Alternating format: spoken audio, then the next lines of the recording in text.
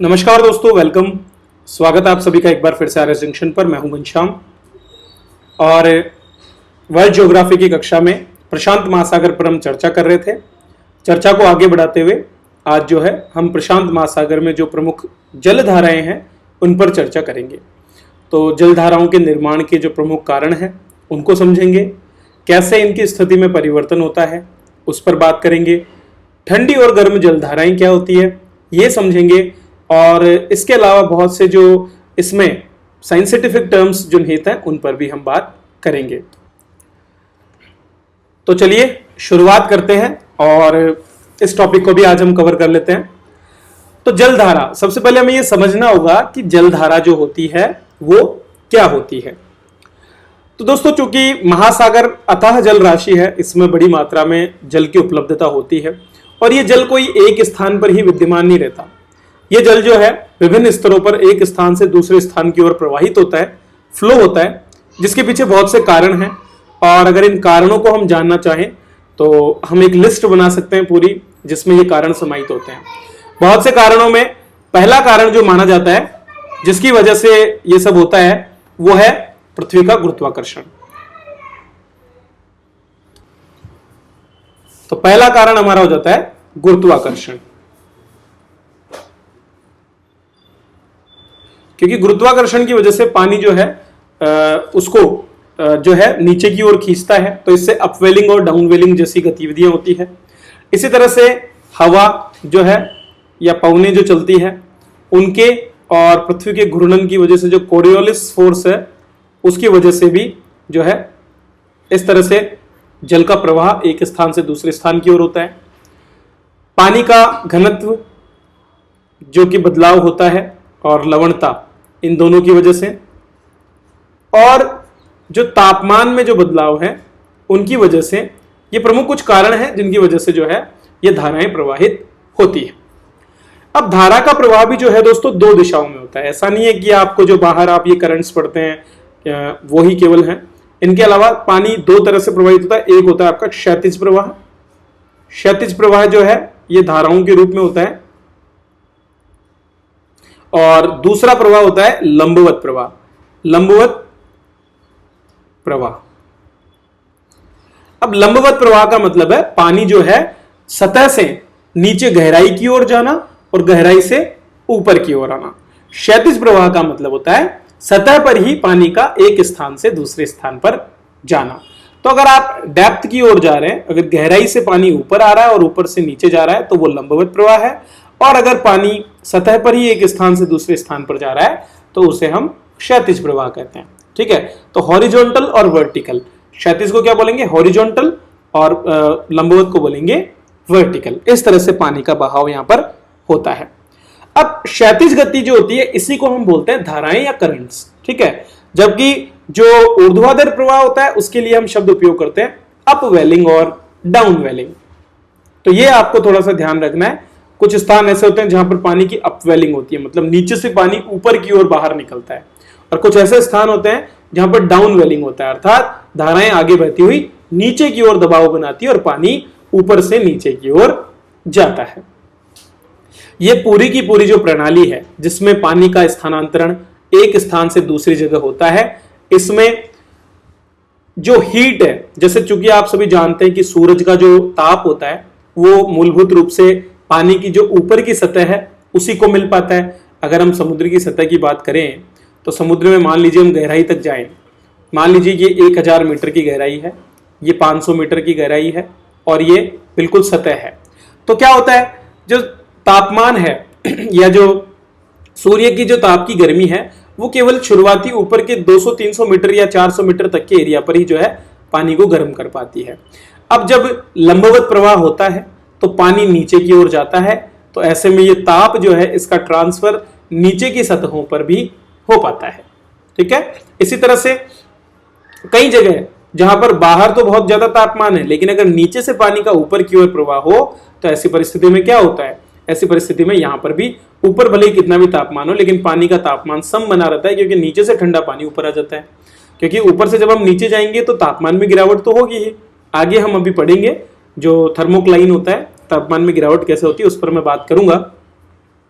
इसी तरह से यदि आप भूमध्य रेखा पर बात करें तो सूरज सीधा चमकता है तो भूमध्य रेखा पर पानी ज्यादा गर्म हो जाता है।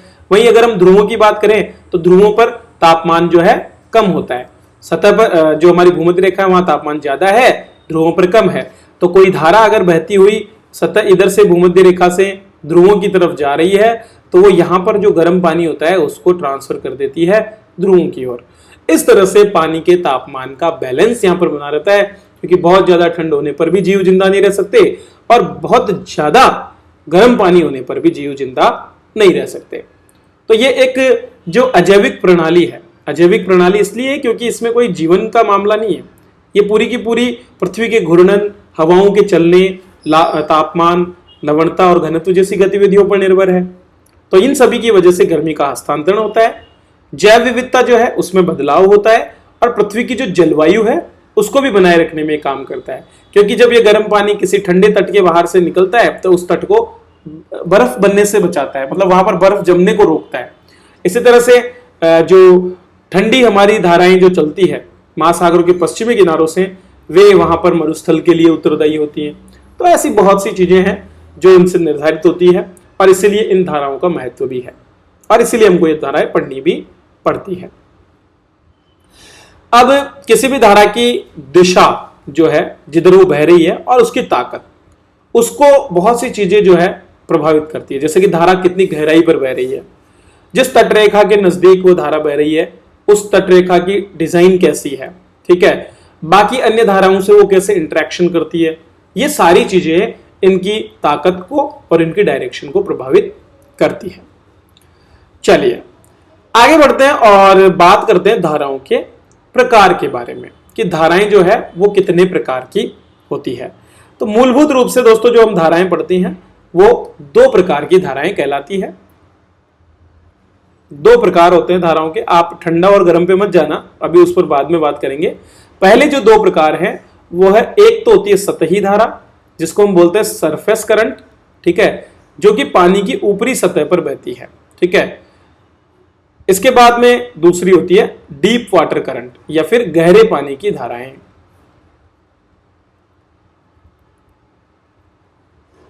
तो एक धारा जहां पर बिल्कुल सतह पर पाई जाती है, वहीं दूसरी धारा जो है गहरे पानी में पाई जाती है। अब अगर हम समुद्र की पूरी सतह की बात करें तो इस सतह को हम 3 लेवल में बांट सकते हैं, ठीक है। 3 लेवल क्या क्या हैं ये आपको समझना पड़ेगा। पहली लेयर को हम बोलते हैं ऊपरी लेयर, ठीक है। अगर हम समुद्र की गहराई से हम बात करें तो जो सबसे पहले ऊपर की परत पानी की जो है, अगर एक लेवल हम ये माने, दूसरा लेवल हम ये माने और तीसरा लेवल ये, तो पहला लेवल जो है उसको हम क्या बोलेंगे, अपर लेयर। क्या बोलेंगे, अपर लेयर, ठीक है। ये अपर लेयर जो है अपना जो थर्मोक्लाइन होता है, थर्मोक्लाइन के ऊपर है, मतलब वो स्थिति जहां से जिसके ऊपर जैसे 400 मीटर तक की जो गहराई है वो लगभग थर्मोक्लाइन मानी जाती है। तो इससे ऊपर जो है तापमान काफी अधिक होता है और इससे नीचे जो है तापमान बड़ी तेजी से गिरने लगता है, ठीक है। तो ये अपर लेयर होती है। इसके बाद की सेकंड लेयर को बोलते हैं मिक्स्ड लेयर, ठीक है, मिक्स्ड लेयर। और सबसे नीचे एक लेयर होती है जिसको हम बोलते हैं डीप ओशन लेयर।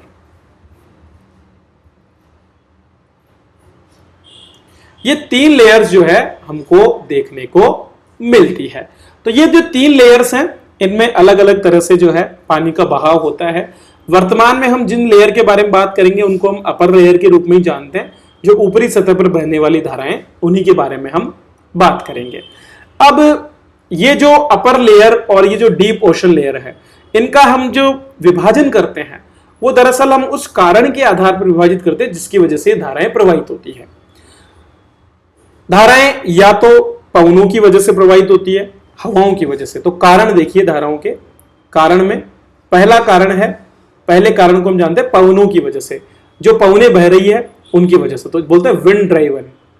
पवनों के बहाव की वजह से जो धाराएं बहती है उनको हम विंड ड्राइवन कहते हैं। ये वही धाराएं होगी जो सतह पर है, क्योंकि पवन का जो संपर्क होता है समुद्र से वो उसकी सतह से होता है। तो सतह पर बहने वाली धाराओं को हम विंड ड्राइवन कह देते हैं। जबकि दूसरे प्रकार की धाराएं जिनको हम डीप ओशन लेयर में देखते हैं या जो डीप ओशन में बहती है, उनके लिए हम शब्द का प्रयोग करते हैं थर्मोहेलाइन सर्कुलेशन। इसका मतलब मैं समझाऊंगा आपको थर्मोहेलाइन क्या होता है। तो पहला विंड ड्राइवन ओशन, जो कि हमारी जो प्रचलित पवने हैं, ठीक है, उनके बारे में भी मैं बात करूंगा, प्रचलित पवने भी क्या है। तो विंड ड्राइवन अर्थात जो ऊपर परतें चलती है वायुमंडल में, उनके संपर्क में आने से पानी में गति होती है, ठीक है, ये आपका पवन चालित परिसंचरण या फिर विंड ड्राइवन सर्कुलेशन कहलाता है। जबकि दूसरा जो गहरे समुद्र में होता है उसे हम थर्मोहेलाइन सर्कुलेशन कहते हैं, जो थर्मल अर्थात ताप और हेलाइन अर्थात लवणता, इन दो गुणों की वजह से होता है। तो समुद्र के नीचे ताप और लवणता की जो भिन्नता होती है, या जिसको हम बोल सकते हैं ताप प्रवणता और लवण प्रवणता, ठीक है, ग्रेडियंट होता है, टेम्परेचर ग्रेडियंट होता है एक, और एक जो इनका सैलिनिटी है उसका भी ग्रेडियंट होता है। एक जगह पर टेम्परेचर अगर ज्यादा है और दूसरी जगह पर कम है तो उससे पानी की डेंसिटी पर फर्क पड़ता है। इसी तरह से लवणता भी डेंसिटी को जो है चेंज करती है। तो कुल मिलाकर डेंसिटी में जो चेंजेस हैं उसकी वजह से ये वाटर फ्लो यहाँ पर होता है। तो जो थर्मोहेलाइन संचरण है ये गहरे समुद्र में देखने को मिलता है, और जो विंड ड्राइवन सर्कुलेशन है ये ऊपर की जो लेयर है उस पर देखने को मिलता है। और हमारे डिस्कशन का जो बिंदु यहाँ पर है उसको हम बोलते हैं विंड ड्राइवन सर्कुलेशन। तो विंड ड्राइवन सर्कुलेशन पर ही हम मूलभूत रूप से चर्चा करेंगे। क्योंकि आज हमारी ये करंट से रिलेटेड पहली क्लास है तो इसमें मैं समझा दूंगा, फिर अगली क्लास है जब हम भी लेयर्स की लेंगे, जब भी करंट की हम लेंगे, चाहे हम किसी भी समुद्र में लें, तब मैं बार बार इसको नहीं बताऊंगा, अभी एक बार में ही आप इसे समझ लीजिए। तो पवन चालित संचरण पर अब मैं आपसे बात करूंगा कैसे ये होती है। सतही समुद्री धाराएं पवनों द्वारा संचालित होती है, ये बात आपको क्लियर हो गई। क्योंकि लगातार पूरे विश्व में अलग अलग क्षेत्रों में अलग अलग प्रकार की धाराएं चलती रहती है, और ये धाराएं दो कैटेगरीज में हम डिवाइड करते हैं। एक कैटेगरी जो है उसको हम बोलते हैं जो प्रचलित धाराएं हैं, ठीक है, उनके रूप में, और दूसरा जो है उनको हम बोलते हैं मौसम की धाराएं या कभी कभी उत्पन्न होने वाली धाराएं। जैसे कि प्रचलित धाराओं में जो है आपके 3 प्रकार की धाराएं हमको देखने को मिलती है। ये हमारा पृथ्वी का वायुमंडल है, जैसे कि आप देख सकते हैं। हमारे पृथ्वी के वायुमंडल में आप सभी जानते हैं कि जो सूर्य की किरणें हैं वो स्ट्रेट पड़ती है एक स्थान पर, और वो स्थान कौन सा है? वो स्थान है भूमध्य रेखा। भूमध्य रेखा पर काफी बड़ी मात्रा में सूर्य का ताप जो है मिलता है, और यहाँ पर हवा गर्म होकर के ऊपर उठती है, जैसा कि इसमें दिखाया हुआ है, ठीक है। तो हवा गर्म होकर के ऊपर उठती है, ऊपर उठ करके ये हवा वायुमंडल से होती हुई और आपके आगे जाकर के जो मध्य अक्षांश है, ठीक है, जो कि लगभग कर्क और मकर रेखा के पास का एरिया है, वहां पर 30 डिग्री नॉर्थ पर, कर्क रेखा से थोड़ा ऊपर की ओर और मकर रेखा से थोड़ा नीचे की ओर, तो 30 डिग्री नॉर्थ और 30 डिग्री साउथ पर ये ऊपर उठने वाली गर्म हवाएं जाकर के नीचे उतरती हैं, ठीक है। तो आप देख सकते हैं कि यहां से हवा नीचे जाती है, नीचे जाकर के यहां इस हवा का दबाव बनता है। दबाव बनने के बाद में ये हवाएं दोनों दिशाओं में प्रवाहित होती हैं, एक तो आपके भूमध्य रेखा की तरफ नीचे की सतह पर, और दूसरा आपके जो 60 डिग्री नॉर्थ और 60 डिग्री दक्षिणी अक्षांश है उनकी ओर। तो 30 डिग्री साउथ और 30 डिग्री नॉर्थ पर हवाएं वायुमंडल में से नीचे उतरती हैं और सतह के किनारे किनारे होकर के और वापस भूमध्य रेखा की ओर, या जो है 60 डिग्री नॉर्थ और साउथ की ओर वापस से बहना शुरू कर देती है। अब क्या होता है कि यहां पर एक इफेक्ट काम करना शुरू करता है जिसको हम बोलते हैं कोरिलियस इफेक्ट। कोरिलियस इफेक्ट को आप समझिए, हमारी जो पृथ्वी है इसका घूर्णन किधर हो रहा है? पृथ्वी इस तरफ, इस डायरेक्शन में घूम रही है, ठीक है। पृथ्वी हमेशा पश्चिम दिशा से पूर्व दिशा की ओर घूमती है। अब क्या होता है कि जो कि पश्चिम से पूर्व की ओर घूम रही है, सपोज कीजिए धरातल पर आपके 2 बिंदु हैं, ये आपकी भूमध्य रेखा है और ये 30 डिग्री नॉर्थ अक्षांश है, ये 30 N है और ये 0 डिग्री है। सपोज कीजिए यहां पर एक बिंदु है, ठीक है, और यहां पर एक दूसरा बिंदु है। इसी तरह से यहां पर भी एक बिंदु है, यहां पर भी एक दूसरा बिंदु। बिंदुओं को समझिए, ये बिंदु है A, ये बिंदु है B, ये बिंदु है C और ये बिंदु है D, ठीक है। अब क्या होता है कि किसी समय पर कोई एक धारा है जो कि बिंदु A से रवाना होती है, ठीक है, A से रवाना होती है। अब आपके हिसाब से जब अगर कोई भी बिंदु A से रवाना होगी तो ये कहां पहुंचनी चाहिए? बिंदु B पर पहुंचनी चाहिए। ये हमारा मानना है कि इस तरह से अगर धारा रवाना होगी तो बिंदु बी पर वो पहुंच जाएगी। लेकिन आप सभी को पता है कि पृथ्वी का घूर्णन पश्चिम से पूर्व की ओर है, तो जितनी देर में ए से बी तक ये आएगी उतनी देर में क्या होगा कि बिंदु डी खिसक के और कहां पहुंच जाएगा, बिंदु बी के स्थान पर। तो हमारी जो अगली पोजीशन हमें देखने को मिलती है वो कुछ ऐसे मिलेगी कि हमारा बिंदु डी जो है वो यहां पर आ जाता है और बिंदु बी यहां पर चला जाता है। तो जो धारा ए से, जो पवन ए से बी के लिए निकली थी वो ए से बी पर ना पहुंचने की बजाय, चूंकि पृथ्वी घूम गई इतनी देर में, तो ये डी पर पहुंच जाती है। तो यहां पर खड़ा होकर देखने वाले व्यक्ति को क्या लगेगा, यहां पर खड़े होने वाले देखने व्यक्ति के लिए क्या होगा कि ए से चल करके धारा किधर जा रही है, डी की तरफ। ठीक है, तो आपने क्या देखा कि धारा जो कि सीधी जानी चाहिए थी वो सीधी न जाकर के और घूमते हुए इधर जा रही है। मतलब अगर आगे और देखे जाए तो ये कुछ इस तरह से घूम रही है। ठीक है, मतलब एंटी क्लॉकवाइज। तो क्या होता है, एंटी क्लॉकवाइज जो है घूर्णन यहां पर हो जाता है। कहां पर, 30 डिग्री एन से 0 डिग्री की तरफ जो भी धारा चलती है उस पर। तो जो इस तरह से जानी चाहिए थी वो यूं न जाकर के और यूं बहती है, अर्थात उत्तर पूर्व दिशा से दक्षिण पूर्व की ओर। इसी तरह का प्रभाव हमको यहां पर भी देखने को मिलता है। नीचे जो चीज डी से सी की ओर जानी थी वो सी पर न जाकर के उसके आगे के बिंदु ई पर चली जाएगी, क्योंकि पृथ्वी घूमेगी तो ई मूवमेंट करेगा और सी का स्थान ले लेगा। तो हमें लगेगा कि धारा इधर जा रही है। तो दक्षिणी गोलार्ध में क्या होगा, जो धारा 30 डिग्री एस से शुरू हुई थी, जो पवन 30 डिग्री एस से शुरू हुई थी, वो पवन जो है थोड़ा सा स्लाइटली घूम जाती है एंटी क्लॉकवाइज। ठीक है, तो क्लॉकवाइज तो घूमती है आपके उत्तरी छोर पे और एंटी क्लॉकवाइज घूमती है आपके दक्षिण में। इसी तरह से अब यहां पर, चूंकि यहां पर आप देखेंगे कि धारा इधर जा रही है, तो इसमें भी सेम टू सेम कैसे बदलाव होगा, देखिए धारा इधर जा रही है लेकिन यहां का बिंदु यहां पहुंच जाएगा। ठीक है, और यहां पर एक नया बिंदु आ जाएगा। तो इसलिए चूंकि यहां पर इस तरह से बदलाव हुआ और यहां पर ये राउंड में इस तरह से घूमेगी। ठीक है, और ये धाराओं के जो पवने हैं उनके बदलाव को दर्शाता है कि कैसे कोरियोलियस इफेक्ट जो है इस धाराओं के घूमने को निर्धारित करता है।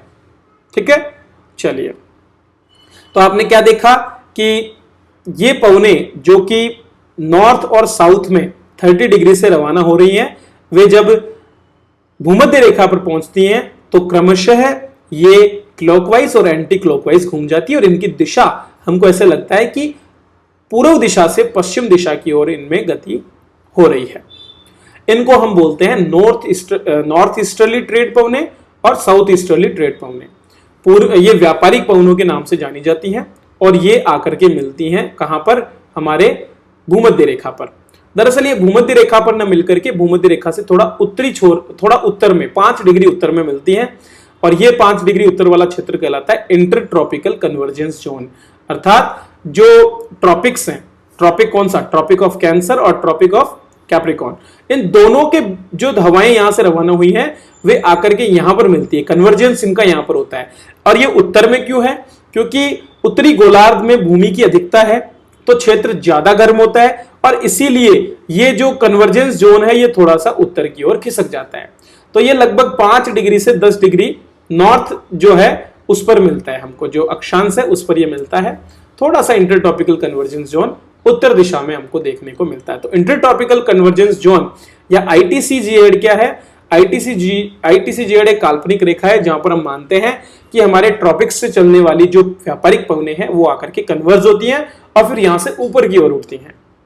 ठीक है, तो हमने ये देखा कि दोनों कर्क और मकर रेखा के बीच में जो हवाएं हैं वो पूर्व से पश्चिम की ओर चलती है।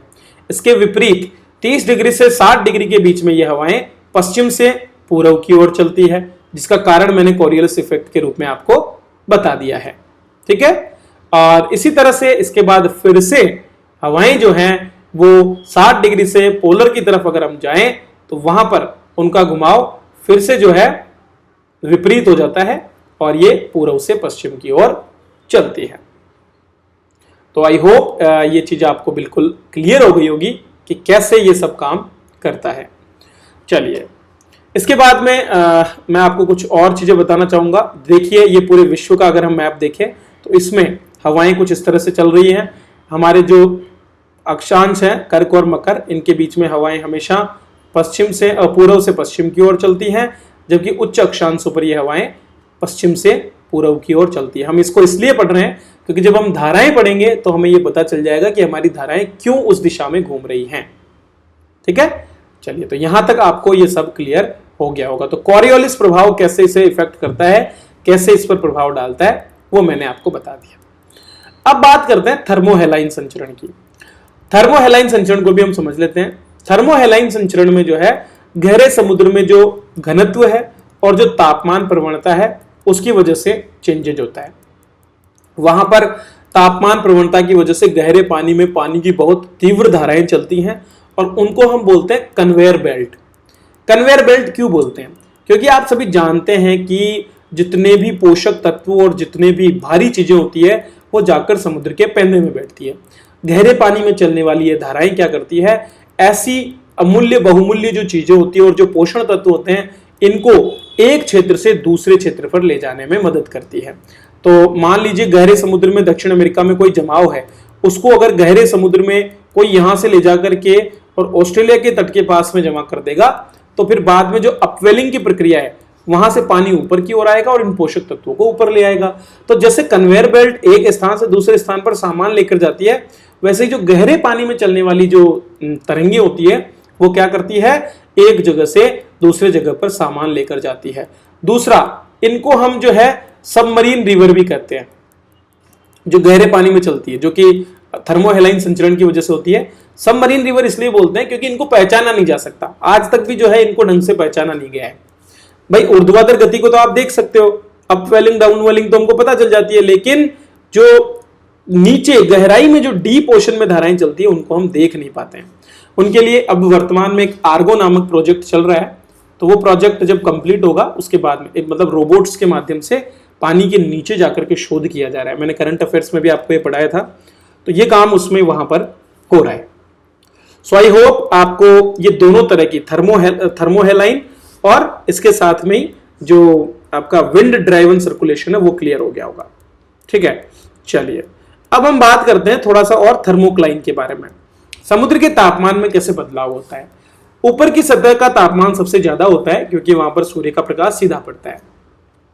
जब आप समुद्र में नीचे की ओर गहराई में चलेंगे तो आप ये देखेंगे कि लगभग 500 से 600 या फिर मैं कहूं 1000 मीटर तक जाने तक जो है तापमान में 24 डिग्री से गिरावट होते हुए 8 डिग्री पर आ जाता है। ठीक है, तो तापमान में लगभग 16 डिग्री का डिक्रीज केवल ऊपर के 1 किलोमीटर में हो जाता है। इसके बाद आप देखिए कि जब आप 1000 से 2500 मीटर तक जाते हैं, मतलब 1500 मीटर जब नीचे जाते हैं तो केवल 4 डिग्री सेंटीग्रेड की गिरावट होती है। तो यहां पर तो 1000 मीटर के अंदर आपको जो है गिरावट देखने को मिलती है 16 डिग्री सेल्सियस की, और यहां पर केवल 4 डिग्री सेल्सियस की। ठीक है, और इसके बाद हो जाता है हमारा टेम्परेचर कांस्टेंट, मतलब 4 डिग्री सेल्सियस से नीचे समुद्र का तापमान कभी भी नहीं जाता है। ठीक है, तो ये जो है थर्मोक्लाइन का मैप है कि कैसे समुद्र के तापमान में गहराई के साथ गिरावट होती है। तो पहले तेजी से तापमान गिरता है। ठीक है, कहां तक देखिए, आप देख पा रहे होंगे कि 500 से लेकर के 1000 मीटर के बीच में लगभग 12 डिग्री टेम्परेचर गिर रहा है। 500 से 1000 डिग्री के बीच, 1000 मीटर के बीच में केवल 500 मीटर में 12 डिग्री गिरता है। ऊपर के 500 मीटर में 4 डिग्री की गिरावट होती है और नीचे के 1500 मीटर में 4 डिग्री की गिरावट होती है। तो ये बहुत इंपॉर्टेंट चीज है। थर्मोक्लाइन आपको दर्शाता है कि हमारे समुद्र में तापमान का स्तर अलग अलग लेवल पर क्या होता है। इसीलिए मैंने आपको ये टॉपिक भी समझाने की कोशिश यहां पर की है। तो ये है हमारे पूरे विश्व में पाई जाने वाली जो धाराएं हैं उनके कुछ मैप। आप यहां पर कुछ सर्कल्स देख पा रहे होंगे। तो जैसा कि मैंने आपको बताया कि सबसे पहले जो हमारी ये कर्क रेखा है 30 डिग्री और 60 डिग्री वाली, जो 30 डिग्री दोनों है, इनके बीच में तो धाराएं कुछ इस तरह से बहती है, तो जो हमारी समुद्री धाराएं वो भी इसी तरह बहती है। इसके बाद आप जानते हैं कि 30 डिग्री के बाद में धाराओं की दिशा फिर बदल जाती है क्योंकि ऊपर पवनों की दिशा बदल जाती है और फिर ये पश्चिम से पूर्व की ओर बहती है। इस तरह से ये धाराएं मिलकर के एक गोले बनाती है, एक मतलब भंवर सा निर्माण करती है जिसको हम बोलते हैं गायरे, GYRE। गायरे का निर्माण ये करती हैं। ठीक है, अलग अलग जगह पर आप देख सकते हैं, उत्तरी प्रशांत गायरे और दक्षिणी प्रशांत गायरे, उत्तरी अटलांटिक गायरे और दक्षिणी अटलांटिक गायरे। इसी तरह से जो है आपके दक्षिणी हिंद गायरे भी आपको देखने को मिलता है। और भी ऐसे बहुत से गायरे बनाए जाते हैं जिन पर मैं आपको आगे और चर्चा कर लूंगा। तो बहुत सी धाराएं यहाँ पर हैं, अलग अलग क्षेत्रों के हिसाब से अलग अलग नाम दिए गए। हम आज प्रशांत महासागर की धाराओं पर एक बार संक्षिप्त चर्चा कर लेते हैं। तो चलिए वापस से हमारे मैप की ओर हम चलते हैं और एक एक करके उत्तर छोर से हम शुरुआत करेंगे और आगे तक बढ़ेंगे। पहले मैं एक बार आपको सभी धाराओं के नाम लिख करके बता देता हूं ताकि आपको कंफ्यूजन ना रहे, और एक एक करके फिर हम उन पर चर्चा करेंगे। ठीक है, तो दो धाराएं जो कि आपकी भूमध्य रेखा के बिल्कुल पास चलती है उनको बोला जाता है उत्तरी भूमध्य रेखीय धारा और दक्षिणी भूमध्य रेखीय।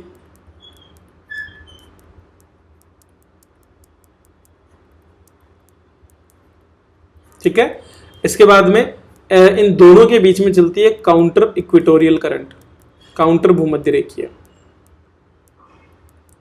काउंटर मतलब विपरीत दिशा में, काउंटर स्ट्राइक आपने खेला होगा कई लोगों ने। ठीक है, इसके बाद में उत्तरी जो गोलार्ध है उसमें चलने वाली धाराएं हैं महत्वपूर्ण, जिनमें है कुरोशियो, फिर आती है ओयोशियो। ठीक है, फिर आती है आपकी कैलिफोर्निया करंट।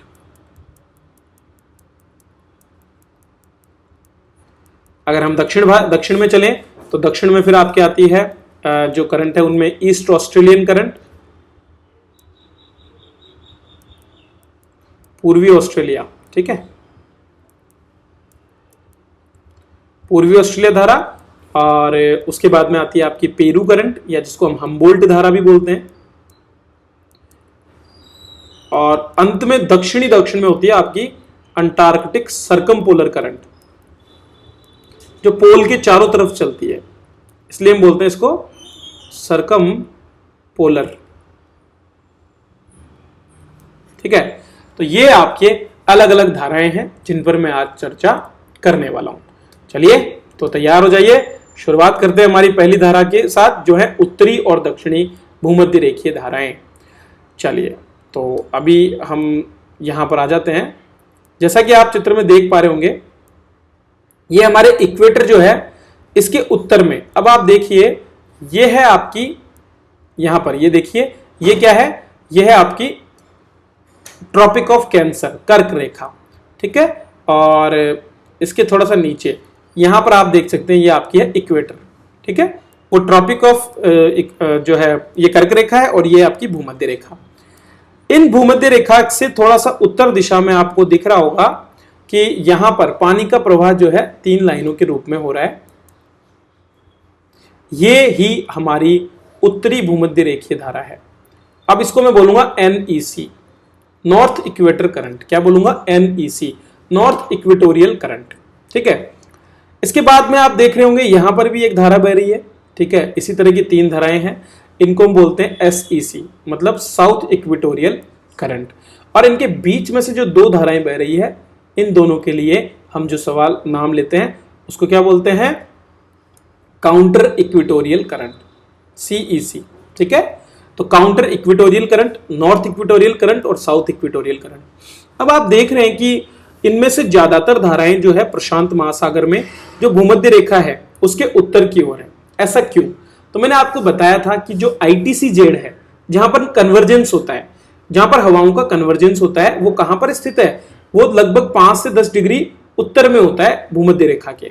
ठीक है, तो भूमध्य रेखा के उत्तर में होने की वजह से ये जो करंट है जो कि जिसको हम बोलते हैं काउंटर इक्वेटोरियल करंट, जो कि उत्तरी NEC प्रभावित है आपके व्यापारिक पवनों से, इसी तरह से ये भी प्रभावित है आपके व्यापारिक पवनों से, और इसके विपरीत में ये जो हिस्सा बचता है, जो ITCZ वाला जो क्षेत्र होता है ना, इसको हम इसके पास का जो क्षेत्र जहां पर कन्वर्जेंस होता है, इसको हम डोल्ड्रम्स बोलते हैं।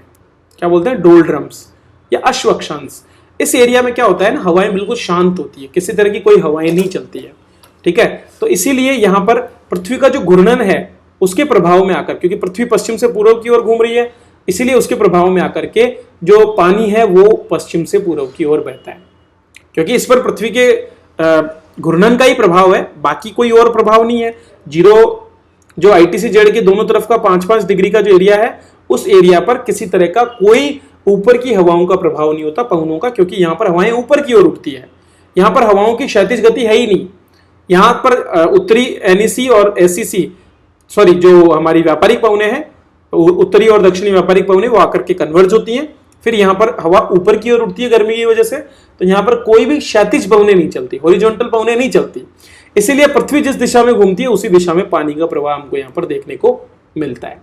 ठीक है, तो NEC की और SC की दिशा इधर क्यों है? क्योंकि ये व्यापारिक पवनों के प्रभाव में है। जबकि काउंटर इक्वेटोरियल करंट विपरीत दिशा में क्यों बह रही है? क्योंकि इस पर व्यापारिक पवनों का कोई प्रभाव नहीं है। ITCZ के क्षेत्र में होने की वजह से, डोलड्रम्स के क्षेत्र में होने की वजह से यहाँ पर कोई क्षैतिज पवनें नहीं चलती और पानी पृथ्वी के घूर्णन की दिशा में बहता रहता है। ठीक है, तो ये चीज आप सभी को क्लियर हो गई होगी जहां तक मुझे संभव है। तो ज्यादातर स्थानों पर NEC जो है भूमध्य रेखा के थोड़ा उत्तर में है। केवल हिंद महासागर की जब हम बात करते हैं तो NEC भूमध्य रेखा पर आ जाती है। तो ये वाली रेखा हिंद महासागर में भूमध्य रेखा पर क्यों आ जाती है?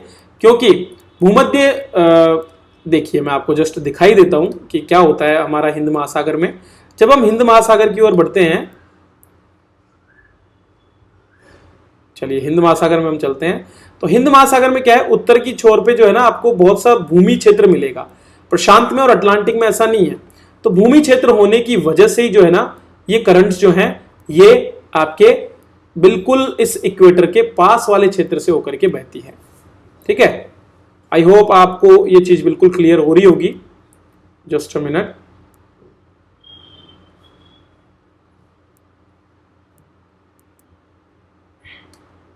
ये देखिए, ये है आपकी साउथ इक्वेटोरियल करंट जो कि थोड़ा दूर चली गई है, जबकि हमने ये देखा था कि जो प्रशांत महासागर में है उसमें साउथ इक्वेटोरियल करंट बिल्कुल भूमध्य रेखा पर थी।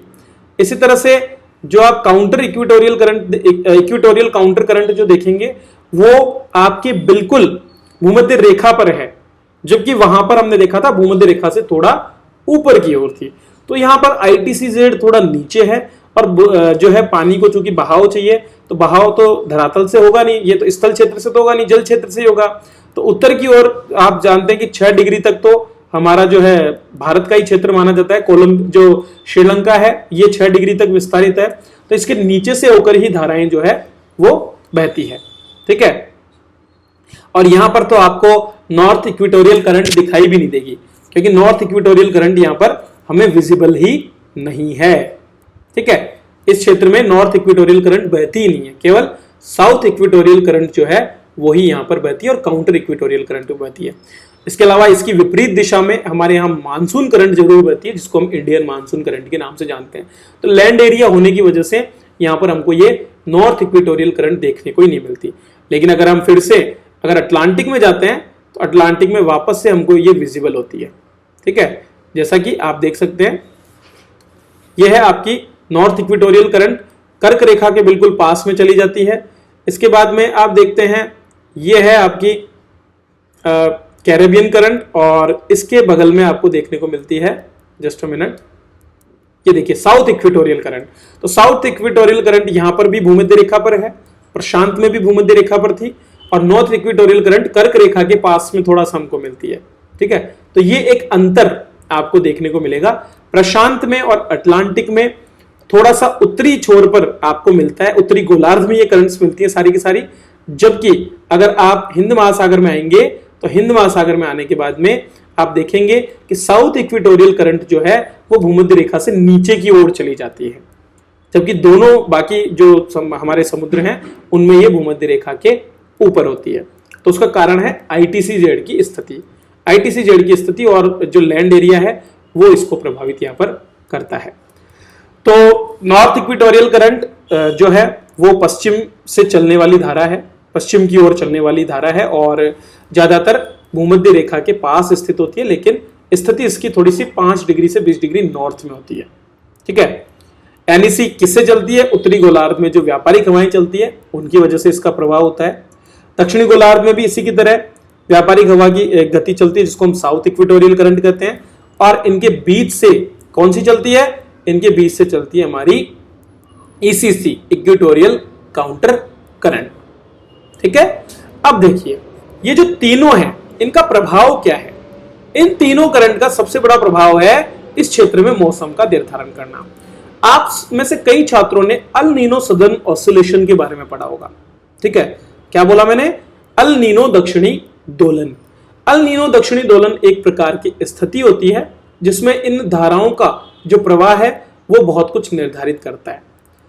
दरअसल क्या होता है कि अल नीनो की स्थिति में ये जो काउंटर इक्वेटोरियल करंट जो है इसकी गति में और जो हमारी नॉर्थ और साउथ इक्वेटोरियल करंट है इनकी गतियों में बदलाव देखने को मिलता है। ठीक है, अब जब अल नीनो की स्थिति आती है तो पानी जो है पूर्वी दिशा से पश्चिमी दिशा की ओर बड़ी तेजी से बढ़ता है। ठीक है, अगर तेजी से ये पानी बढ़ेगा तो क्या होगा, चलिए मैं आपको चित्र में थोड़ा सा दिखा देता हूं, जस्ट अ मिनट। हाँ, तो यहां से चूंकि हमारी ये साउथ इक्वेटोरियल करंट बह रही है, यहां से हमारी नॉर्थ इक्वेटोरियल करंट बह रही है और यहां से इक्वेटोरियल काउंटर करंट। अगर अल नीनो की स्थिति आई तो मतलब क्या होगा कि इसकी जो स्पीड है वो थोड़ी सी तेज हो जाती है। तेज स्पीड होने से बड़ी मात्रा में गर्म जल आकर के यहां पर इकट्ठा होता है और यहां पर इकट्ठा होने से इस क्षेत्र में ज्यादा वाष्पोत्सर्जन होता है, ज्यादा बादल बनते हैं और ज्यादा बारिश होती है।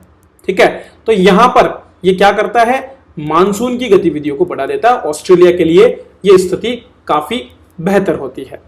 इसके विपरीत यदि इस करंट की धारा की स्पीड अगर धीमी हो जाए तो ऐसे में क्या होगा, ऐसी स्थिति में जो है पानी जो है इसी क्षेत्र में गर्म होगा। ठीक है, समझना, जो ला नीना की स्थिति हम देखते हैं बाद में, पानी इसी क्षेत्र में गर्म होता रहेगा।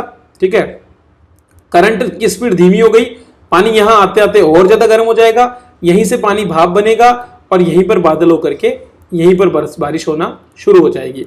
तो फिर दक्षिण अमेरिका का जो पश्चिमी तट है उस पर मौसम ज्यादा मेहरबान रहता है।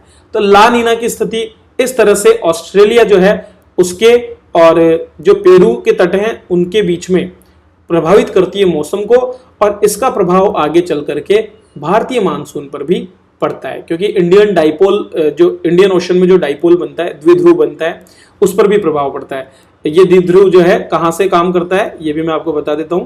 तो ये करंट्स की स्पीड के आधार पर ही जो है एक ध्रुव हमारे यहां पर बनता है और एक ध्रुव जो यहां पर ऑस्ट्रेलिया के उत्तर में बन रहा है, इन दोनों के बीच में एक डाइपोल की स्थिति होती है। और अगर यहां पर ज्यादा बारिश हो जाती है तो ऑटोमेटिकली यहां से जो पवने हैं उनका स्थानांतरण इधर होने लगता है और मानसून की पवने कमजोर पड़ने लगती है। तो अल नीनो की स्थिति में इसीलिए भारत में कई बार सूखे की स्थिति हमें देखने को मिलती है। वहीं पर अगर यहां पर स्थिति कमजोर रहेगी तो ये डाइपोल जो है ये इधर की ओर ज्यादा चलेगा, क्योंकि फिर यहां पर पृथ्वी जल्दी गर्म हो जाएगी। हमारे यहाँ पर अगर गर्मी यहाँ पर ज्यादा है, यहाँ पर जो है ठंड है, तो यहाँ से आराम से पानी जो हवाएं हैं इधर की ओर जाएंगी, इससे मानसून हमारे भारत की ओर आएगा। ये ला नीना की स्थिति है। तो ला नीना की स्थिति में हमारे यहाँ पर मानसून ज्यादा बेहतर आता है। बिल्कुल बेसिक सी चीज है, कोई ज्यादा कठिन नहीं है। ठीक है, तो ये मानसून को निर्धारित करता है। तो south equatorial current, north equatorial current और काउंटर इक्वेटोरियल करंट का ये काम होता है। तो जलवायु पैटर्न जो है हिंद महासागर का और जो प्रशांत महासागर का है उसको ये प्रभावित करता है। इसके अलावा भी बहुत सी चीजें हैं, जैसे कि अटलांटिक मेरिडियन मोड को भी ये प्रभावित करता है, अटलांटिक मल्टी डेकेडल ऑसिलेशन जो होता है उसको भी ये प्रभावित करता है। तो भूमध्य सागरीय जो जलवायु है उस पर भी इसका प्रभाव हमको देखने को मिलता है। अच्छा, तो जो हमने बात की, हमने इसकी लोकेशन देख ली, नॉर्थ इक्वेटोरियल करंट की और काउंटर इक्वेटोरियल करंट की। जो हमारी बीच में से काउंटर इक्वेटोरियल करंट बह रही है, इसकी गहराई लगभग 100 से 150 मीटर होती है। ठीक है, कितना, 100 से 150 मीटर। और इस काउंटर इक्वेटोरियल करंट के नीचे एक और अंडर करंट बहती है जो लगभग 200 मीटर की गहराई पर होती है। ठीक है, और पूर्व दिशा में बहती है। तो उससे कंफ्यूज भी नहीं होना है हमको। मैं क्या कहना चाहता हूं इस चीज को आप समझे। जो हमारी काउंटर इक्वेटोरियल करंट है इसकी गहराई आपको याद होनी चाहिए कितनी है, 100 से 150 मीटर। ये जो इक्वेटोरियल काउंटर करंट है इसकी गहराई 100 से 150 मीटर होती है और इसके नीचे 200 मीटर से भी ज्यादा की गहराई पर एक और पवन बहती है इसी दिशा में, जिसको हम बोलते हैं इक्वेटोरियल अंडर करंट। बहुत नीचे है, इसलिए उसके लिए कहते हैं अंडर करंट। ठीक है, इतना ध्यान रखना। चलिए, तो ये तो हो गई हमारी शुरुआती करंट्स। तो हमने उत्तरी गोलार्ध में क्या देखा कि पवनों का प्रवाह भूमध्य रेखा पर पूर्व से पश्चिम की ओर होता है और इस तरह से पानी का प्रवाह इधर हमको देखने को मिलता है। अब देखिए यहां पर आप देखिए, ये जो आपकी इक्वेटोरियल करंट है, नॉर्थ इक्वेटोरियल करंट, ये आगे बढ़ते हुए क्या करती है, जब आपके साउथ चाइना सी के पास ही आती है, ठीक है, या ईस्ट चाइना सी के पास जब आती है तो ये टर्न लेती है। ठीक है, ईस्ट चाइना सी के पास आने के बाद में इसका नाम परिवर्तित हो जाता है और इसको हम बोलते हैं कुरोशियो।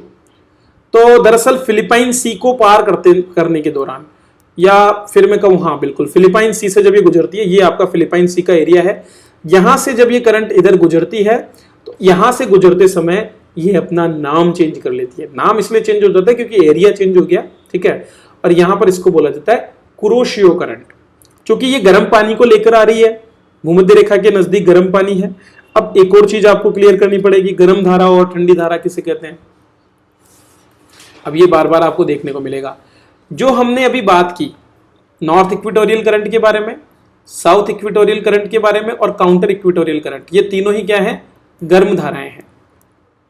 गर्म धाराएं हमको क्यों बोलते हैं इनको गर्म धाराएं बोलने के पीछे हमारा जो मेन रीजन है, ठीक है, वो है कि पानी जिस बिंदु ए से बी की ओर जा रहा है, आपको ये देखना है कि जो पानी का प्रवाह हो रहा है वो पानी का प्रवाह ए से बी की तरफ जब हो रहा है तो हमें ये देखना है कि ए पर पानी का टेम्परेचर कितना है और बी पर पानी का टेम्परेचर कितना है। मान लीजिए ए बिंदु पर पानी का टेम्परेचर 10 डिग्री है और बी बिंदु पर पानी का टेम्परेचर 4 डिग्री है। तो चूंकि पानी गर्म क्षेत्र से ठंडे की तरफ जा रहा है इसलिए हम बोलेंगे गर्म धारा। ठीक है, केवल तापमान के अंतर के ऊपर आधारित है ये। ठीक है, जरूरी नहीं है कि कोई एक विशेष तापमान से ज्यादा तापमान होना चाहिए, नहीं। अगर पानी गर्म प्रदेश से ठंडे प्रदेश की ओर जा रहा है तो इस धारा के लिए हम शब्द का प्रयोग करेंगे गर्म धारा। लेकिन अगर इसके विपरीत हो रहा है, मतलब पानी ठंडे प्रदेश से गर्म की ओर जा रहा है, तो इसको बोलेंगे हम ठंडी धारा। अब मान लीजिए कि बिंदु ए और बी के बीच में तापमान का डिफरेंस ऐसे है, ए बिंदु पर तापमान है 2 डिग्री और बी बिंदु पर तापमान है 4 डिग्री। तो यदि पानी ए से बी की ओर जा रहा है तो इसको बोलेंगे हम ठंडी धारा, क्योंकि ठंडे से गर्म की ओर जा रहा है। और यदि पानी 4 डिग्री से 2 डिग्री सेल्सियस की ओर जा रहा है तो बोलेंगे गर्म धारा। अब ये कोई गर्म तो हुआ नहीं, 4 डिग्री सेल्सियस पे पानी गर्म थोड़े होता है, ये तो ठंडा ही है। लेकिन चूंकि ये और अधिक ठंडे क्षेत्र में जा रहा है तो अपेक्षाकृत ये गर्म एरिया है, तो इसको हम गर्म धारा बोलेंगे। ए से बी की ओर जाने वाला चूंकि ठंडे प्रदेश से गर्म प्रदेश की ओर जा रहा है इसलिए हम इसको ठंडी धारा बोलेंगे। तो जो ओरिजिन है वहां पर यदि तापमान कम है तो हम बोलेंगे ठंडी धारा, और यदि तापमान ज्यादा है तो बोलेंगे गर्म धारा। ठीक है, भूमध्य रेखा पर जितनी भी धाराएं हैं जो भूमध्य रेखा पर पूर्व से पश्चिम या पश्चिम की ओर बहती है वे सारी गर्म धाराओं के अंतर्गत आती है, क्योंकि ये गर्म पानी को ठंडे क्षेत्रों की ओर प्रवाहित करती है। अब आप बोलोगे सर तापमान तो पूरे पे ही पड़ता है, फिर ये गर्म और ठंडा कैसे हुआ? तो मैं आपको बताना चाहता हूं कि लैंड एरिया भी डिपेंड करता है। क्योंकि आप यहां देख सकते हैं कि यहां पर लैंड एरिया ज्यादा है। ठीक है, यहां से जब पानी जा रहा है तो लैंड एरिया के पास में पानी ज्यादा तेजी से गर्म होता है समुद्र की अपेक्षाकृत, तो यहां पर गर्म ज्यादा हो जाता है। फिर उसके बाद में चूंकि इधर लैंड एरिया कम है, द्वीपीय क्षेत्र है, तो लैंड एरिया थोड़ा सा कम है, तो इसलिए यहां से पानी होता हुआ गर्म होकर के और पवनों के प्रवाह में आकर के इस ओर बहता है और इस तरह से ये गर्म धाराओं के रूप में आगे बढ़ती है। रास्ते में भी पानी गर्म होता जाता है।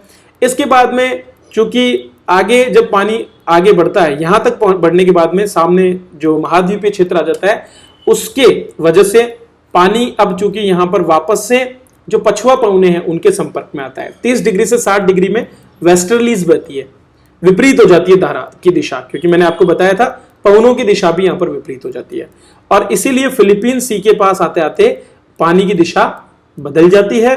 पानी उत्तर की ओर गति करता हुआ वापस से पूर्व दिशा की ओर घूमना शुरू करता है और यहीं पर इस करंट का नाम हो जाता है कुरोशियो। अब चूंकि निचले अक्षांश मतलब 30 डिग्री नॉर्थ से अब हम जा रहे हैं 60 डिग्री की तरफ, तो निचले अक्षांश से ऊपर के अक्षांशों की ओर जा रहे हैं। आप सभी जानते हैं भूमध्य रेखा पर सबसे ज्यादा तापमान होता है और ध्रुवों की ओर तापमान में कमी आती है। तो ज्यादा तापमान से कम तापमान की ओर जाने की वजह से जो कुरोशियो धारा है इसको हम क्या बोलते हैं? गर्म पानी की धारा, क्योंकि गर्म क्षेत्र से ठंडे में जा रही है। उत्तरी प्रशांत महासागर के पश्चिम में यह बहती है, तटीय क्षेत्र के किनारे किनारे फिलीपीन सी से होते हुए। इसको हम कुछ और भी नाम देते हैं, जैसे कि ब्लैक, ठीक है, ब्लैक धारा या जापान धारा या ब्लैक स्ट्रीम, इस तरह से इसको हम जानते हैं। ये क्या करती है, ये आगे जाने के बाद में जो है एक और महत्वपूर्ण धारा के साथ में मिलती है।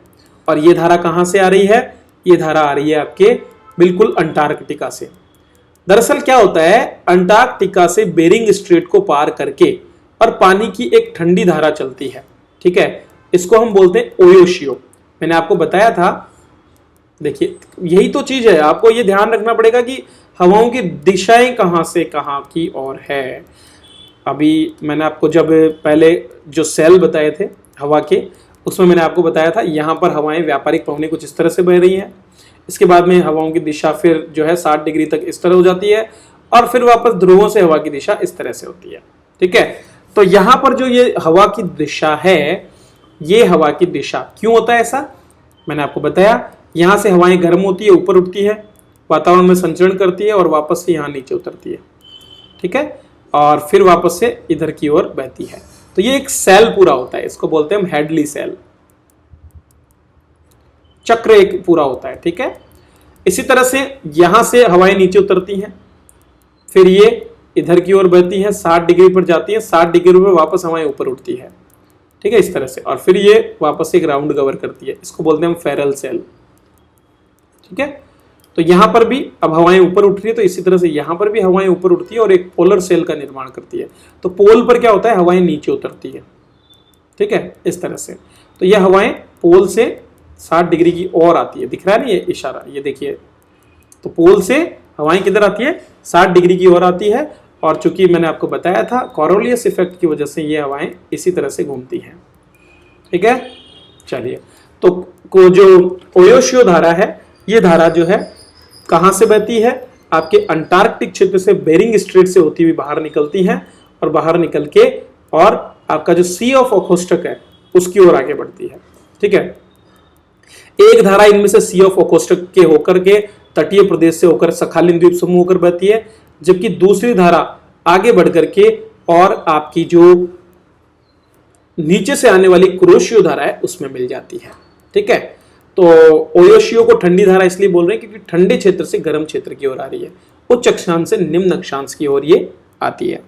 ओयोशियो को दो और नामों से जाना जाता है, इसको हम ओखोस्टक भी बोलते हैं या कुरिल धारा भी कहते हैं। ठंडी धारा है, और इसका प्रभाव क्या है, दरअसल ये धारा जो है पोषक तत्वों से भरपूर होती है, क्योंकि ठंडे प्रदेश से आ रही है, वहां पर बड़ी मात्रा में जो पोषक तत्व जिनका उपयोग नहीं हुआ है वो पोषक तत्व यहाँ पर लाती है। ये आकर के यहाँ पर कुरोशियो के साथ टकराती है, दोनों का पानी मिक्स होता है और पोषक तत्वों की वजह से यहाँ पर मछलियों को जीवन प्रदान होता है। तो ये जो नाम है ना ओया, ओया नाम माता पिता को दर्शाता है, पेरेंट्स को दर्शाता है, और इसीलिए ओयोशियो धारा एक माता पिता के रूप में काम करती है, क्योंकि अच्छे पोषक तत्वों को ला करके और यहाँ पर गर्म क्षेत्र से आने वाले जीवों के लिए पोषण प्रदान करती है।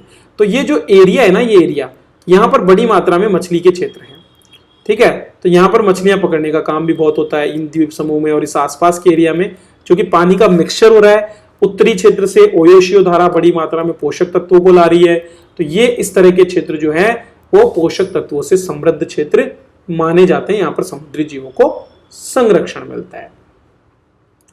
सो आई होप ये चीज आपको यहाँ पर क्लियर हो गई होगी, ठीक है। इसके बाद में ये जो आपके लगभग 45 डिग्री का जो एरिया है, इसके जस्ट नीचे अब ये धारा आगे बढ़ती है, यहां दोनों मिल गई ओयोशियो कुरोशियो, और यहां से ये बहती हुई एक गर्म धारा के रूप में आगे बढ़ती है, ठीक है, और किधर जाती है, अलास्का के तट की ओर, ठीक है। लगातार ये हवाएं आगे बढ़ती रहती हैं, ये किसके प्रभाव में, पछुआ पवनों के प्रभाव में, पछुआ पवनों के प्रभाव में आगे बढ़ती हैं, और इनको बोलते हैं हम नॉर्थ पैसिफिक करंट। क्या बोलते हैं, नॉर्थ पैसिफिक करंट। वहां पर हमने बोला था नॉर्थ इक्वेटोरियल करंट, यहां पर हम बोल रहे हैं नॉर्थ पैसिफिक करंट।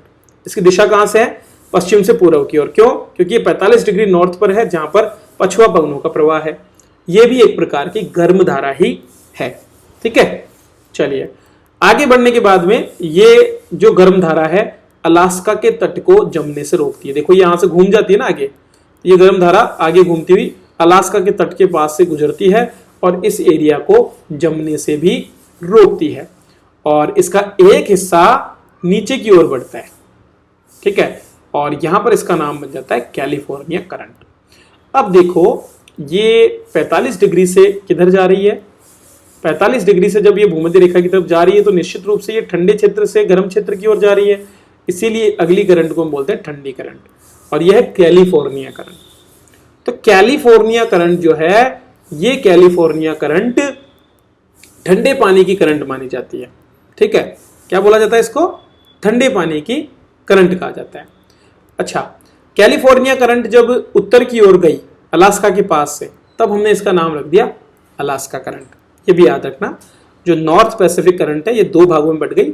एक गर्म पानी ऊपर की ओर से उच्च जो है अक्षांशों की ओर गया तो उसको गर्म धारा हमने कह दिया, क्योंकि उच्च अक्षांश की ओर जा रही है, ठीक है। और ये क्या काम कर रही है? उस क्षेत्र में जो तट है उसको जमाने से बचा रही है।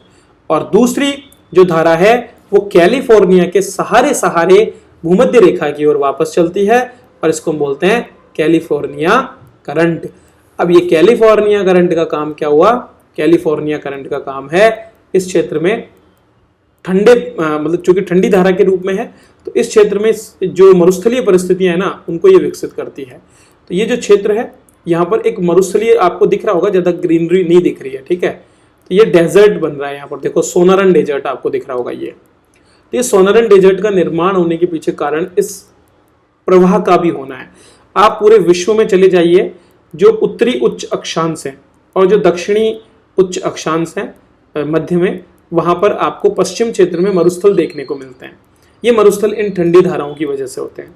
ये ठंडी धाराएं जो है यहाँ पर शुष्कता को बढ़ाती है और शुष्कता होने की वजह से यहाँ पर जो है बारिश की कमी होती है और इन क्षेत्रों में मरुस्थल मिलते हैं। जैसे कि यहाँ पर देखिए आपको सोनोरन मरुस्थल दिख रहा है। इसी तरह से दक्षिण में भी जो इस तरह की एक पवन आ रही है वो यहाँ पर भी डेजर्ट का निर्माण कर रही है। देखो ये जो हमारी हम्बोल्ट करंट जिसको हम बोलते हैं वो भी यहाँ पर एक मरुस्थल का निर्माण कर रही है, एंडीज पर्वत के जो तटीय प्रदेश है वहां पर, ठीक है। हर जगह आपको ये मरुस्थल ही देखने को मिलेंगे। तो कैलिफोर्निया करंट क्या करती है? आपके उच्च अक्षांश से निम्न अक्षांशों की ओर आगे बढ़ती है। तो यह इस तरह से आगे बढ़ते हुए हमारी करंट जो है एक पूरा सेल पूरा कर लेती है। इसको मैं लास्ट में आपको एक चित्र में दिखा दूंगा कैसे ये सेल पूरा होता है। अब हम बात करते हैं दक्षिण की। दक्षिण में क्या होता है कि हमारी जो साउथ इक्वेटोरियल करंट है, साउथ इक्वेटोरियल करंट आगे बढ़ती है और आगे बढ़ते बढ़ते ये घूम जाती है। हमारे जो बहुत से ये द्वीप समूह हमने यहाँ पर पढ़े थे, मैंने आपको सबको बताया था कि कितने प्रकार के द्वीप समूह या वनातु द्वीप समूह मैंने आपको बताया था। इसी तरह से यहाँ अगला हमारा फिजी द्वीप समूह मैंने आपको बताया था।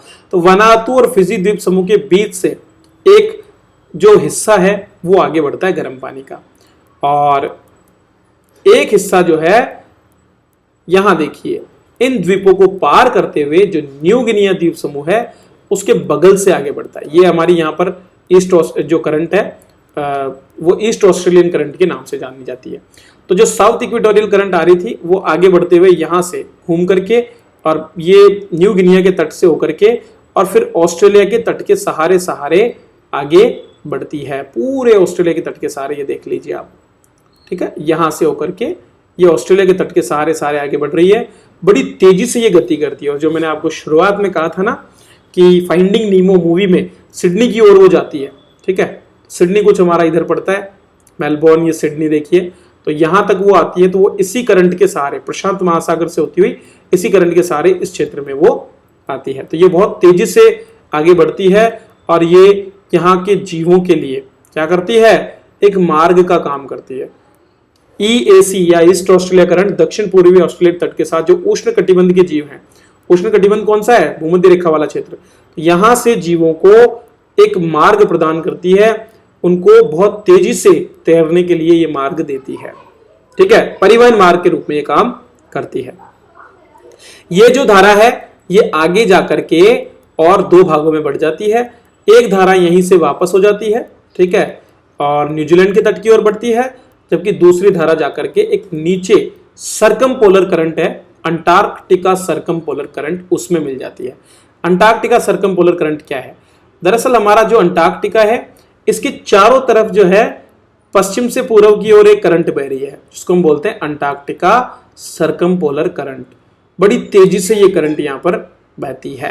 ठीक है, तो ये एक हिस्सा तो इसका आता है हमारा यहाँ से जो ये भूमध्य रेखा से चलते हुए ये बिल्कुल तट के सहारे होके एक हिस्सा इसमें मिल जाता है। इसको गर्म करंट क्यों बोल रहे हैं? क्योंकि ये भूमध्य रेखा से उच्च अक्षांश की ओर जा रही है। यहां से पानी इस सर्कमपोलर करंट से होता हुआ प्रशांत में आगे बढ़ता है। तो ये आपके तस्मानिया के तटीय प्रदेश से होता हुआ पानी सर्कमपोलर करंट के रूप में किधर बढ़ता है? नॉर्थ, आपका जो दक्षिण अमेरिका है उसके जो निचला हिस्सा है उस ओर। ठीक है, तो ये बिल्कुल ठंडी करंट है जिसको हम अंटार्कटिका सर्कमपोलर करंट के नाम से जानते हैं। अंटार्कटिका सर्कमपोलर करंट की अगर मैं बात करूं तो अंटार्कटिका सर्कमपोलर करंट विश्व की सबसे बड़ी महासागरीय धारा है, क्योंकि ये पूरे अटलांटिक के चारों ओर घूम रही है। ठीक है, तो एक ही धारा है जो इतनी तेजी से चारों ओर घूम रही है और बिल्कुल जुड़ी हुई है एक दूसरे से, कंटिन्यू है। ठीक है, तो यहाँ ऑस्ट्रेलिया के तट से ये आगे बढ़ती है और घूमते हुए ये पानी को जो है दक्षिण अमेरिका के तट तक पहुंचाने का काम करती है। ठीक है, तो अंटार्कटिका अभिसरण या अंटार्कटिका कन्वर्जेंस जोन जहां पर पाया जाता है वो है तस्मानिया वाला प्रदेश।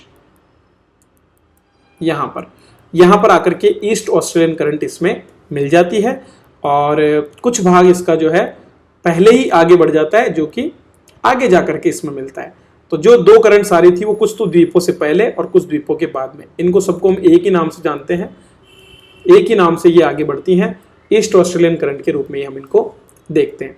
ये गर्म पानी की धारा है, सर्कमपोलर करंट ठंडे पानी की धारा है। ठीक है, क्योंकि उसमें ठंडा पानी ही बहता है और चूंकि ठंडे पानी में पोषक तत्व ज्यादा है तो उस क्षेत्र में जो कि जब तस्मानिया के आसपास पानी आकर के इस ठंडी धारा में मिलता है, गर्म और ठंडा, तो यहाँ पर फिर से वो स्थिति बनती है जहाँ पर बड़ी मात्रा में बहुत से फाइटोप्लैंक्टन्स जो कि छोटे छोटे समुद्री जीव होते हैं जिनको खा करके मछलियां जिंदा रहती है, उनका भी निर्माण होता है। अब आपको जो सर्कमपोलर करंट है उसमें एक चीज बहुत विशेष दिखेगी। ये जो सर्कमपोलर करंट है इसमें दुनिया के 3 दक्षिणी छोर है। एक तो आपके जो ये छोर है जिसको हम बोलते हैं टिएरा डेल फुएगो, ये दक्षिण अमेरिका का छोर है। इसी तरह से तस्मानिया का जो एंड कैप है, ठीक है, तस्मानिया का एंड कैप क्या कहलाता है? दक्षिण पूर्व कैप। ठीक है, क्या बोलते हैं इसको? दक्षिण पूर्व कैप, जो ऑस्ट्रेलिया के लिए है। और एक हमारा अंतिम जो कैप है उसको हम बोलते हैं जो कैप अगुलहास है, जो कि दक्षिण अमेरिका में है। ठीक है, तो अगुलहास कैप अफ्रीका का, दक्षिण अमेरिका का कैप हॉर्न फुएरेडेल इसमें, ठीक है, टिएरा डेल फुएगो में, ये नाम मैं कई बार भूल जाता हूं। और इसके अलावा दक्षिण पूर्व कैप जो कि तस्मानिया में है।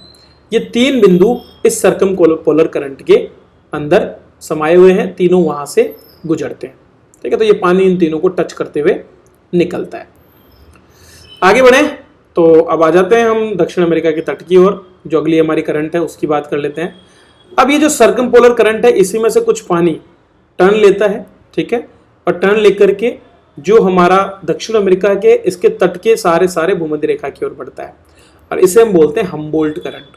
इसके लिए हम एक और शब्द प्रयोग करते हैं जो है पेरू करंट। तो पेरू करंट के नाम से भी हम इसको जानते हैं। ठंडी धारा है, कम लवणता वाली धारा है और पोषक तत्वों को अपने साथ लेकर के आगे बढ़ती है। चिली जो है ना, चिली से ये आगे बढ़ती है, आगे बढ़ते बढ़ते ये कहां तक पहुंच जाती है? आपके पेरू तक। और यहां आने के बाद में पानी इसका ऊपर की ओर आता है, ठंडा पानी, क्योंकि ठंडा पानी हमेशा नीचे से ही बहेगा और गर्म पानी ऊपर से बहेगा।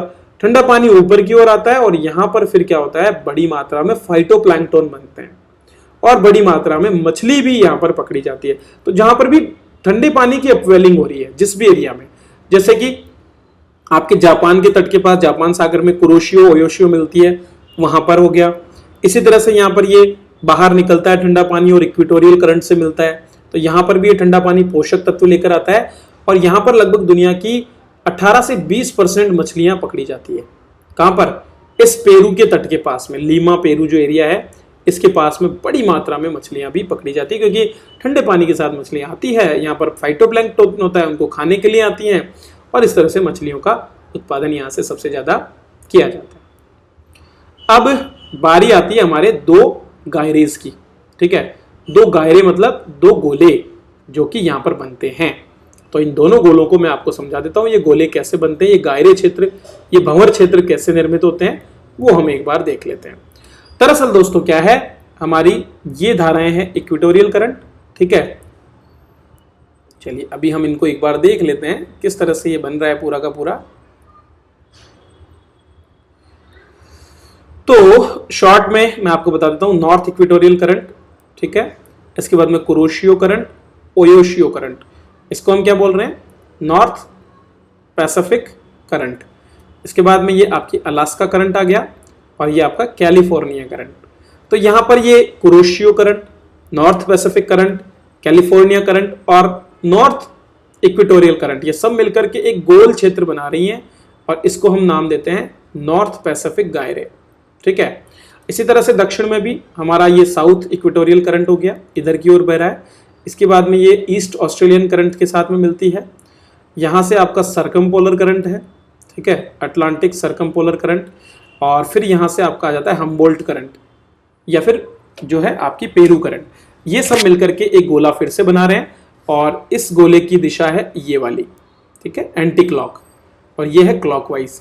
ये कहलाता है हमारा साउथ पैसिफिक गायरे। तो ये एक पूरा का पूरा समृद्ध क्षेत्र है जहां पर पानी का एक सर्कल हमको देखने को मिलता है। सो आई होप ये गायरे क्या होता है ये चीज भी आपको यहाँ पर क्लियर हो गई होगी। ऐसे बहुत से गायरे जो हैं आपको देखने को मिलेंगे, तो वो भी मैं आपको बता देता हूँ। Just a minute. ये देखिए पूरे पृथ्वी पर ऐसे अलग अलग तरह के गायरे हैं। तो मैंने जो आपको बताए उन गायरे में आप देख सकते हैं कौन कौन से हैं। नॉर्थ पैसिफिक गायरे, अब ये नक्शे को आप उल्टा करके मत देखिए, ठीक है। ये इक्वेटोरियल करंट हमारे हो गए, अब यहाँ पर उल्टा है, ये साउथ पैसिफिक गायरे हो गया, ठीक है, ये नॉर्थ पैसिफिक गायरे। इसी तरह से आपको और भी देखेंगे, नॉर्थ अटलांटिक और साउथ अटलांटिक, ठीक है, थोड़ा टेढ़ा होकर के देखना पड़ेगा आपको। अंटार्कटिका सब पोलर करंट मैंने आपको बता दी, जो कि अंटार्कटिका महाद्वीप के चारों तरफ चलती है, ठीक है। और इंडियन ओशन गायरे भी यहाँ पर ये दिख रहा है। तो ये जो जितनी भी धाराएं हैं आपस में एक दूसरे से मिल जाती है। तो पानी एक स्थान से दूसरे स्थान पर इकट्ठा नहीं होता है, यही पानी मूवमेंट करता रहता है। केवल तापमान, लवणता और पोषक तत्वों को ये एक जगह से दूसरे स्थान पर लेकर जाता है। तो आज की कक्षा में हमने जो भी महत्वपूर्ण करंट्स हमारे प्रशांत महासागर में फ्लो होते हैं उनको समझा। करंट्स कैसे बनती है ये भी हमने बात की। अब इसके बाद भी अगर कोई डाउट है तो वो आपका कमेंट से मुझे पता चलेगा। आपके कमेंट से ही मैं ये जान पाऊंगा कि आपको कहाँ कहाँ इसमें कमी रही। चलिए दोस्तों, बहुत बहुत धन्यवाद आप सभी का। मिलते हैं अगली कक्षा में, तब तक के लिए थैंक यू।